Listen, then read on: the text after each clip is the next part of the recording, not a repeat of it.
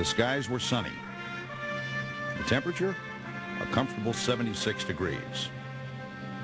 The place, the Rose Bowl, Pasadena, California. The occasion, Super Bowl 21, the spectacular climax to the professional football season. It has been called the Great American Timeout. Work ceases in every city and town. Thousands of parties are organized. The crime rate drops out of sight. Besides the 102,000 fans that are here, over 120 million more will see it on television. Without doubt, the single most important sports event of the year. The opponents, the New York Giants and the Denver Broncos. Everyone's normal routine has been rescheduled to see these champions compete. There can be no greater honor or more thrilling experience than for a player to participate in this great contest. And what follows are a few highlights from that game and some comments by the champions. Their afterthoughts may not be what you would normally expect to hear from Super Bowl heroes.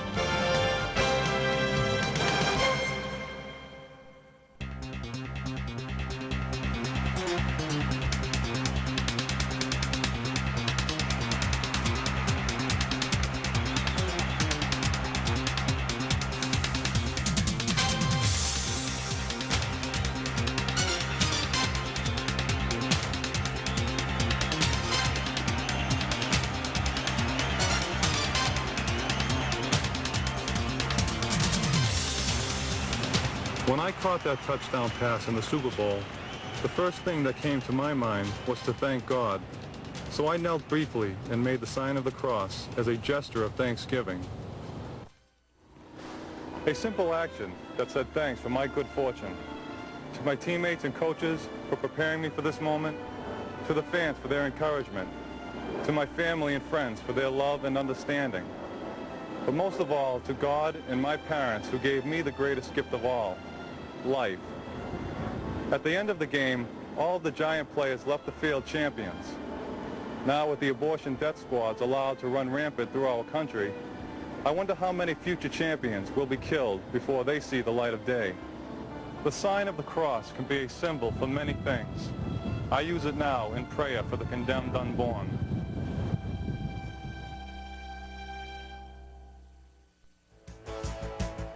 The score was 10-7 Denver. At this point, anybody's game. Then the Giants' senior defensive big play man stepped forward. And forward. And nobody could block him. He didn't stop until he had sacked Elway in the end zone for a safety. Many say this was the play that turned the game around for the Giants. I'm glad I was able to help turn the tide in the Super Bowl with that safety. I hope and pray that the Supreme Court has begun to turn the tide against the legalized destruction of babies allowed by the Roe v. Wade decision. That infamous decision said that unborn babies have no rights, just as the shameful Dred Scott decision said that black people have no rights. I hope you will help right this terrible wrong.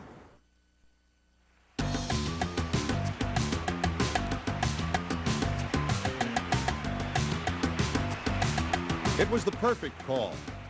2nd down and 6, late in the third quarter. Phil Simms handed off to Joe Morris, who faked into the line before turning and lateraling back to Simms.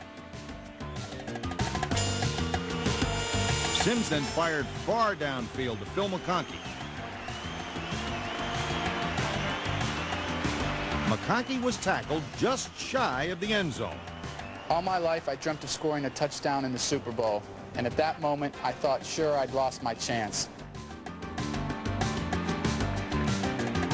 But later, in the fourth quarter, I got another chance, and my lifelong dream was realized.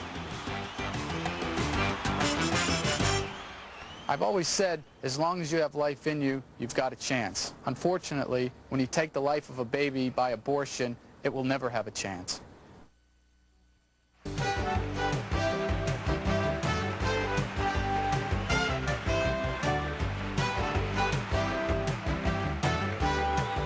Joe Morris not only led all runners in the Super Bowl, he outrushed the whole Bronco team. A good part of the reason was the blocking of Chris Godfrey. Here he is throwing the key block that allows Joe to score.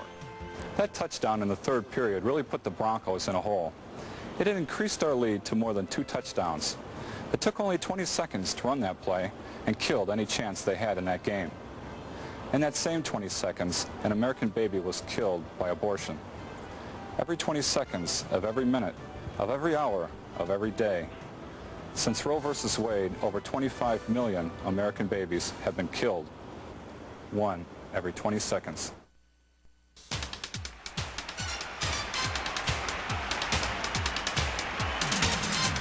Led by the brilliant record-setting passing performance of Phil Simms, the Giants rallied from a 10-9 halftime deficit for a record 30-point second half, on their way to a smashing Super Bowl victory.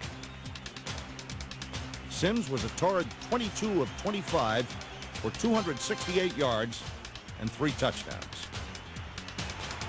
He not only set an all-time Super Bowl record of 88% completions, but an all-time NFL playoff record as well. For his super efforts, Simms was a landslide MVP winner. When I woke up the next morning and read those statistics in the paper, I was very pleased and proud. But there was another statistic in the paper that morning that didn't get the same coverage the Super Bowl got. I guess they thought it wasn't very important. It was just a little item that stated there are an average of 4,400 babies killed every day by abortion, or about 1,600,000 killed every year. Suddenly, my statistics seem very insignificant.